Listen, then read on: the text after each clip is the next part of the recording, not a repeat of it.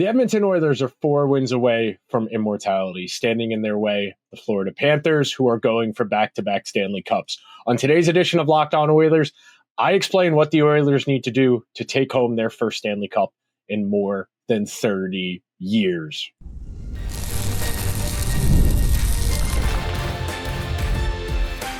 You are Locked On Oilers, your daily podcast on the Edmonton Oilers, part of the Locked On Podcast Network, your team every day. Hello, everyone, and welcome to this Wednesday morning of Game 1 edition of Locked On Oilers. I'm your host, Nick Zararis. I want to thank everyone that is making Locked On Oilers their first listen of the day. Locked On Oilers is a part of the Locked On Podcast Network, your team every day. On today's show, ahead of Game 1 of the Stanley Cup Final tonight up in Edmonton, I'm going to explain in 3 simple segments. Number 1, what the Oilers need to do right to win the Stanley Cup. Segment number 2, we will address what could potentially go wrong. And then the final segment, for the final time this year, I will give you the elevator pitch as to why the Edmonton Oilers can win the Stanley Cup. So to start things out, I think it's really important to properly contextualize this moment. And I have spent a lot of time since the Oilers beat the Stars last week trying to paint a picture as to how impressive it is that the Oilers are back here once again, how thankful I am that the Oilers managed to get here, and what this opportunity represents. And obviously, and I've banged this drum for a month now, winning the Stanley Cup is the dream of everybody who has ever picked up a hockey stick or laced up a pair of skates. You are 4 wins away from that dream, a life's work. You think about some of these guys who are in their late 20s, their early 30s. We're talking 3/4 of your life committed to a child's game, mastering the child's game, getting to the most difficult league in the entire world, and then playing so well in the most difficult league in the entire world. You get an opportunity to continue chasing that dream round after round after round. Now, we've had a nice few days layoff here for both teams to get as rested as they can, because it is going to be as grueling as it can get. So, very simply, the Oilers will win this series if Connor McDavid and Leon Draisaitl play to their abilities. And that's obviously a bit of a catch-22. Obviously, if your best players play up to their abilities, you're going to have a good chance to win. But that is going to unlock so many opportunities for the Oilers in this series. Yes, their depth has been sublime in these playoffs. Their non-McDavid Draisaitl minutes, they have a plus 11 goal differential. Last year, they were minus 11, so almost a full 20-goal swing in terms of the supporting cast's role in this. But you think about it from the perspective that in the McDavid Draisaitl minutes this year, together, they have outscored opponents 12-7. McDavid by himself, 6-6. Leon by himself, 3-3. Without either on the ice, like I had said before, 21-10. Last year, 9 goals for, 4 against together. McDavid outscored opponents by himself 19-10. Draisaitl was outscored 13-17. And then, as I said before, it was 9, not 10, excuse me. Without either on the ice, they were outscored 21-12 in last year's playoffs. So if you get McDavid and Draisaitl playing up to their abilities on 2 separate lines, and all you need is the occasional goal from your supporting cast, you are going to be in great shape. And I do think it's important to note, in last year's Stanley Cup Final, the Oilers got a couple shorthanded goals. That played a massive role in swinging the series from 3-0 down to 3-3 and forcing a Game 7 ultimately. And in the context of Connor and Leon playing up to their abilities, that's likely going to mean a lot of minutes. That's likely going to mean double shift opportunities when the situation presents itself after a penalty kill. If the Oilers are tied late or chasing a lead late, you're going to see Connor and Leon play together, because at this point now, there's nothing to hold back. And I do think it will make a massive difference that Draisaitl is closer to full health this year than he was last year. Last year in the Stanley Cup Final, playing with a broken rib and a broken finger, really difficult to manage those injuries. And he still had a couple points, but no goals in the Stanley Cup Final. And I don't hesitate in saying that was one of the deciding factors in the Stanley Cup Final at large, was the fact that Draisaitl could not find the back of the net in a series that came down ultimately to a singular goal. So if you get Connor and Leon going to their full capacity on two separate lines. And then whatever you want to do, if you want to do that Adam Henry, Connor Brown, Jan-Mark line that Chris Knobloch absolutely adores, if you want to do Evander Kane down there, if you want to do Trent Frederick down there, if you want to do Corey Perry down there, you have so many opportunities before you to make something happen here if you're the Oilers. And it's really a byproduct of the successes they've had so far in the playoffs. In that Kings series, they found a forward permutation that really worked. As they went along deeper into the playoffs in that Vegas series, they realized we need a bit more of a defensive focus from our group. So let's put Hyman with McDavid, with Nuge. Let's put Draisaitl with Podkolzin and Kapanen or Arvidsson. Let's play a little bit more of a straight line, slow the game down style. That way, when we do get opportunities to counter, we can build up some offense and work. And then in the Dallas series, you saw a more conscientious effort to absorb pressure, play tight defense, and then allow the Oilers to create an attack, frankly, off of the counter in a way we hadn't really seen them do to great effect in the regular season. You know, I go back to, there was a regular season game somewhere in mid-March, and Jack Michaels and Louis DeBrusk were talking about how the Oilers had a lot of zone time. They were the 7th or 8th in offensive zone ice time this year, which was a stark contrast from last year. And they were talking about how that was really a product of necessity, that they had lost the foot speed of Ryan McLeod, of Dylan Holloway. So they've had to become a little bit more of a grinded out cycle team. And I think you saw good versions of that cycle team in the Kings series and the Vegas series, particularly when you saw Podkolzin getting downhill, Zach Hyman, Evander Kane. You have, and of course, Zach Hyman won't be in this series, unfortunately. I would love to have seen how he would have utilized the mentality he had been bringing to these playoffs, where he was leading the entire playoffs in hits. He was, I believe, 10 to 15 hits away from the all-time record for hits in a single playoffs that's currently held by Blake Coleman during one of the Tampa Bay years. But at large, this is as good a forward group as the Oilers have had in the 21st century. And I don't think it's hyperbole to say this group has more depth. I think that it's not hyperbole to say this team has what it takes on paper to get this done. But of course, as I spent the entire regular season saying, just because you have talent doesn't mean you can use it, and doesn't mean it all works together. And I do think during the regular season, there was a strong argument that some of the ideas the Oilers had for assembling this team didn't necessarily fit together, that Jeff Skinner didn't really complement Connor McDavid or Leon Draisaitl, that Victor Arvidsson was by default playing with Leon Draisaitl, and the fit wasn't really as organic as the Oilers kind of needed it to be. And I think it's a real testament to Chris Knobloch that he has found, 7 to 10 different forward combinations he feels okay using in the late rounds of the playoffs. And I'll tie a bow on this first segment why Connor and Leon really are the straw that stirs the drink. Because when you break it down, last year in the Stanley Cup Final, the Oilers decisively won. Well, I shouldn't say decisively. They won the McDavid-Draisaitl minutes. They resoundingly lost all of the other minutes in that series. So you get Connor and Leon to play a little bit better than last year, and you have everyone else do just what they've been doing so far this year. The Oilers are going to be in really, really good shape as far as the complexion of the series, gaming out how they get to 4 wins. We are going to take our first break of today's edition of Locked On Oilers. When we come back, I'm going to tell you what might go wrong and inhibit the Oilers from winning their first Stanley Cup in more than 30 years. Coming up next on today's edition of Locked On Oilers. Are you looking for a snack that's both delicious and nutritious? Crack into a good source of protein today with Wonderful Pistachios. Wonderful Pistachios is one of the highest protein nuts.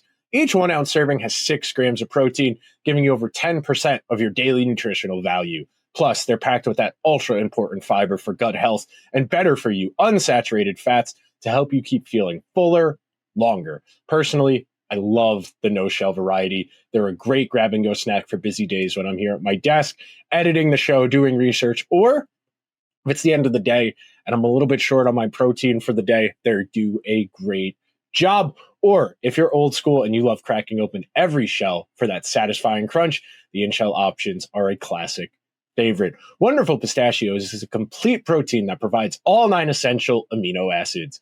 Get snacking and get cracking with the snack that packs a protein punch. Visit wonderfulpistachios.com to learn more today.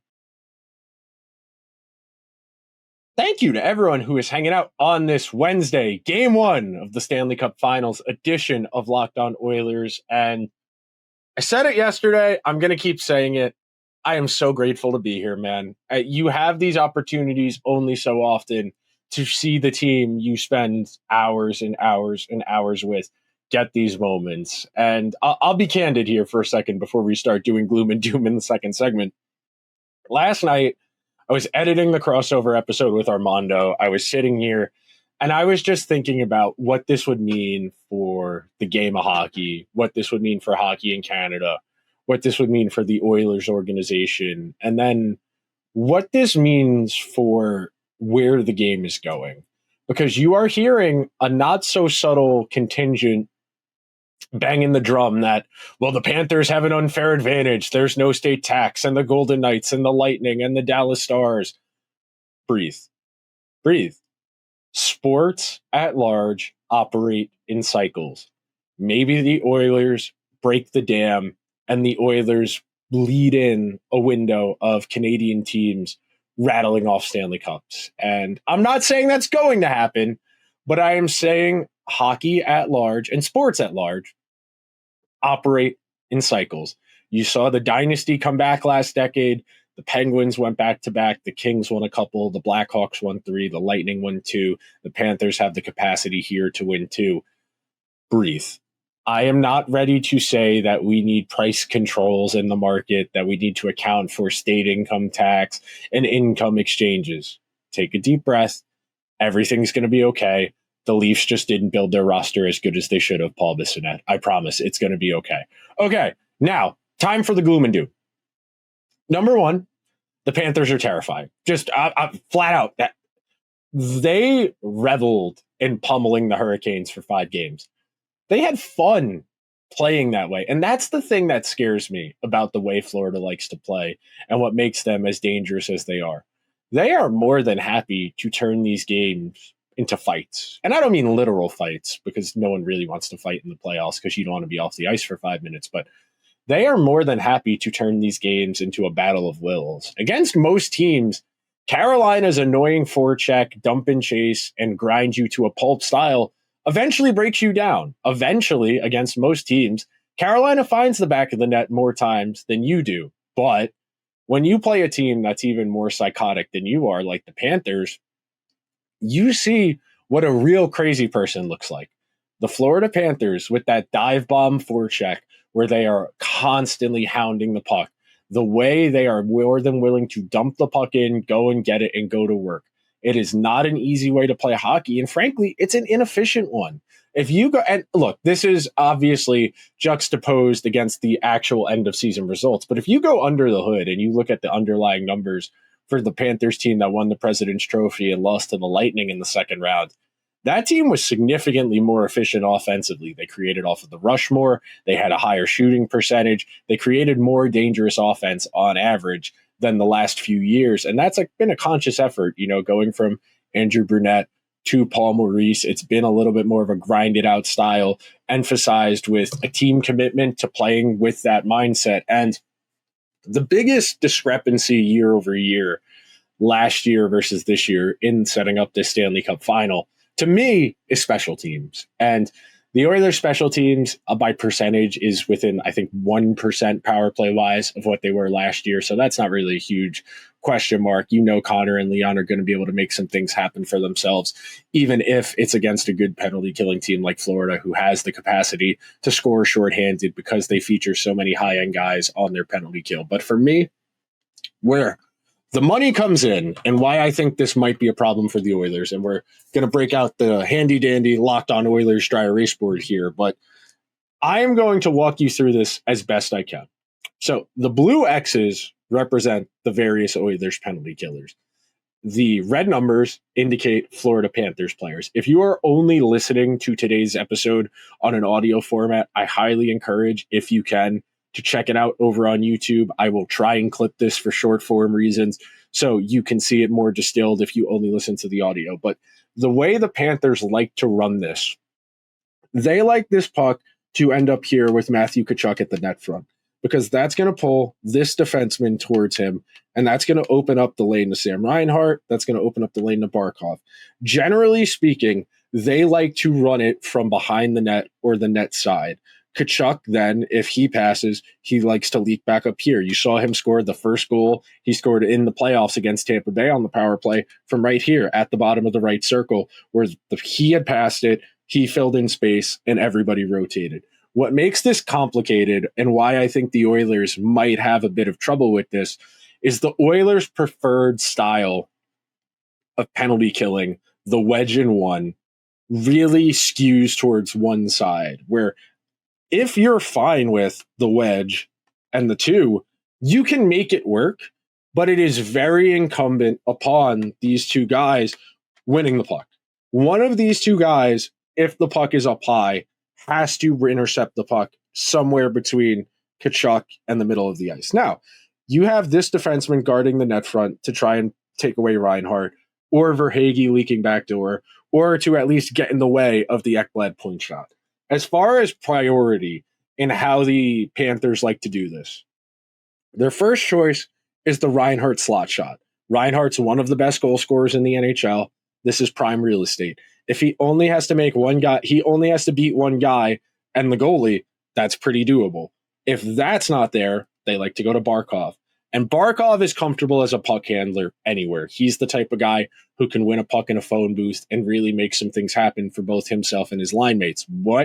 How does that manifest on the power play? Well, if this is taken away, the puck ends up here, and you end up with Verhaeghe leaking backdoor. And that's why I bring it up, because I vividly think about the one power play opportunity the Stars had in game number 1 of the Western Conference Finals, where Mikael Granlund was all alone on that back door and was able to walk it straight down and beat Stuart Skinner high on, I think it was his glove side. But the Oilers are going to be very susceptible. I got to angle the camera here. They're going to be very susceptible to Verhaeghe here coming down on the back door, because even if Tkachuk moves this and this gets taken away, you have Verhaeghe leaking. Of course, this does present the opportunity to counterattack going the other way. We saw the Oilers do a great job of that in the Stanley Cup Final last year, scoring shorthanded a number of times in that series. But think about it like this.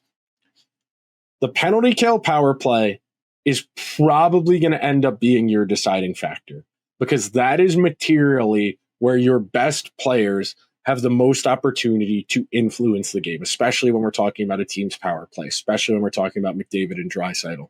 If the Oilers can win the special teams battle with the 5-on-5 play the way it's been this year, the recipe is right in front of them. That's a lot easier said than done. The Panthers have had a very solid power play this year. They have had a very solid penalty kill this year. We are going to take our second and final break of today's edition of Locked On Oilers. When we come back, one last time, the elevator pitch, why the Oilers are going to win the Stanley Cup, coming up next.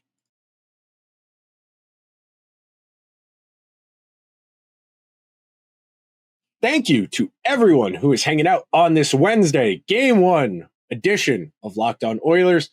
As per usual, we will have a live episode for you as soon as the game goes final, and as soon as YouTube, Simplecast, and all of the various platforms we upload to will process and handle our video. But before we get to Game 1, I got to make the case. And I know I've had more than one person comment on the TikTok I recorded back in the middle of March, where I very emphatically said we have to stop talking about the Oilers as Stanley Cup contenders because the goaltending is so bad, because the defense is so bad, and because everybody other than McDavid and Draisaitl has regressed.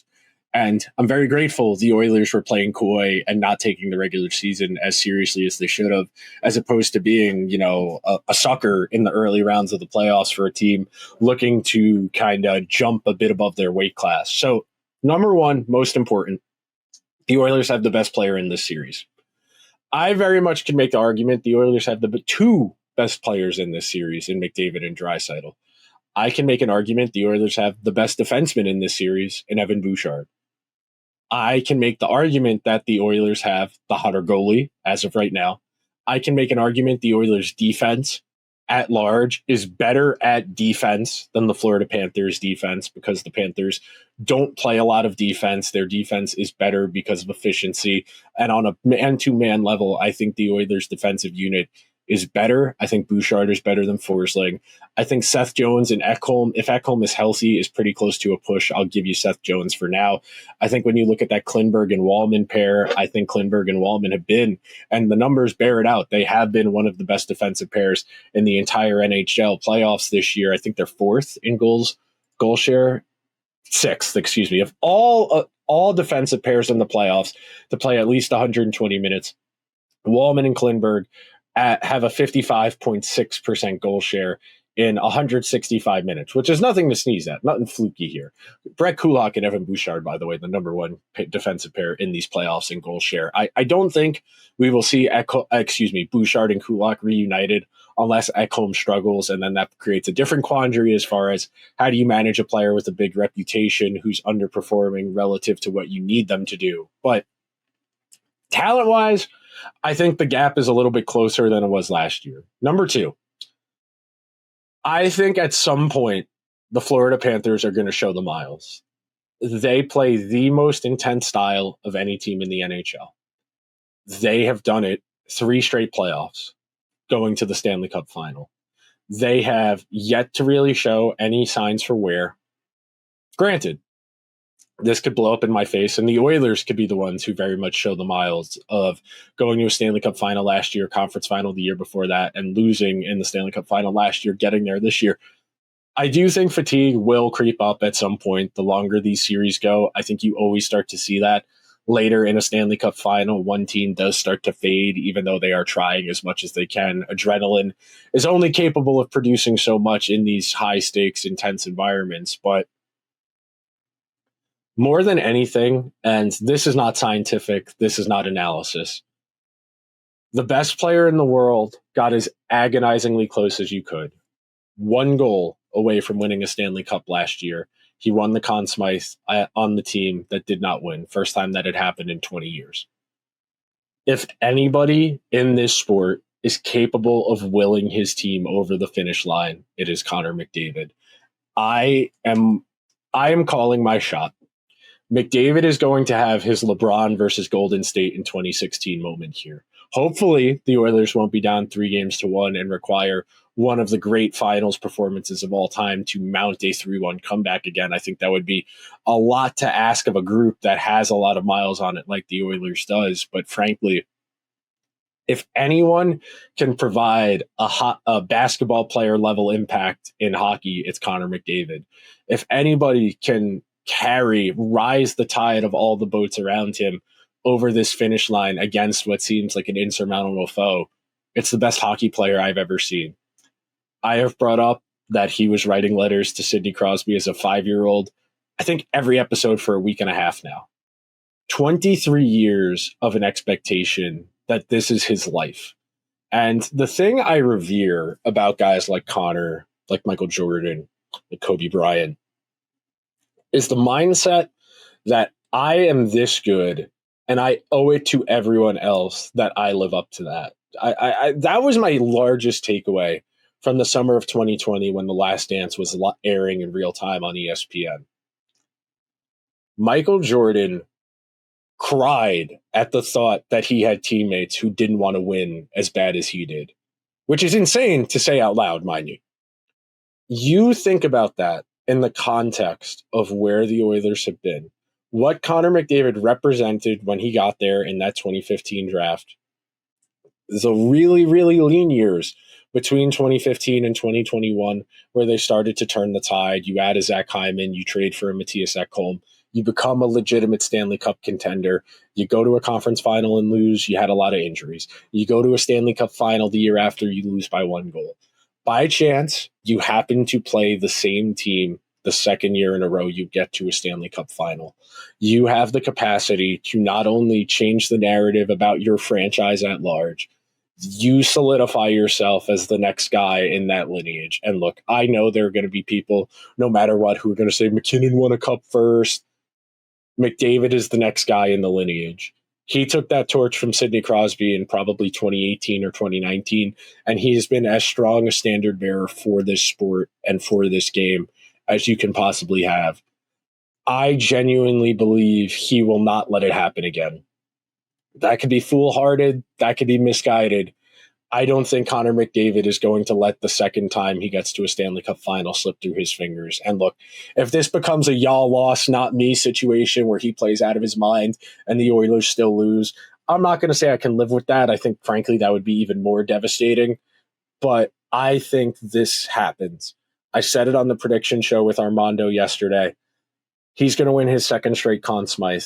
The Oilers are going to win their first Stanley Cup in more than 30 years. They are going to have one of the great parade moments of all time, and we are all going to tear up a little bit at the thought of Connor McDavid getting handed the Stanley Cup trophy and the reaction he's going to have, because he has spent his entire life to get to this moment. He was made for this moment, and I believe he is ready to meet this moment.